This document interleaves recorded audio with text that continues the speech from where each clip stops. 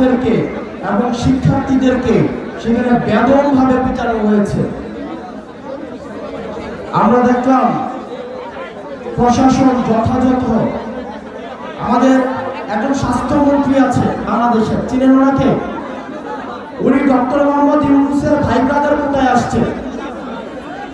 Doctor Mohammad ইউনূসের স্বজনপ্রীতির সবচেয়ে বড় example হচ্ছে স্বাস্থ্য উপদেষ্টা। সবসময় বলে আসছি, এই স্বাস্থ্য উপদেষ্টা এটার কোনো প্রয়োজন নাই। আপনারা দেখছেন ওনার কোন ধরনের অ্যাক্টিভিটি? উনি যে বেতনটা নেয় এই বেতনটা হারাম হবে। উনি যে গাড়িটা চলে সরকারের টাকায়, এটা হচ্ছে জনগণের সাথে বেমানি। এই স্বাস্থ্য উপদেষ্টা এটা কোনো কাজের না, উনি কিচ্ছু বুঝে না। উনি স্বাস্থ্য ব্যবস্থা বুঝে না, উনি চিকিৎসা বুঝে না, উনি ইনস্ট্রুমেন্টাল, ওনার কোনো নলেজ নাই।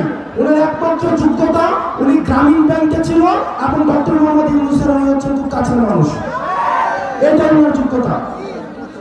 এই স্বাস্থ্য উপদেষ্টা লইয়া আমরা কি করিব? এবং দুঃখজনক বিষয়, উনি নিজে চিকিৎসা করাইতে সিঙ্গাপুর যায়। উনি চিকিৎসা করাইতে নিজে সিঙ্গাপুর যায়। এখন আমরা বললে তো হচ্ছে বিরাট বেজার হয়, আমরা বললে রাগ হয়, রাগ।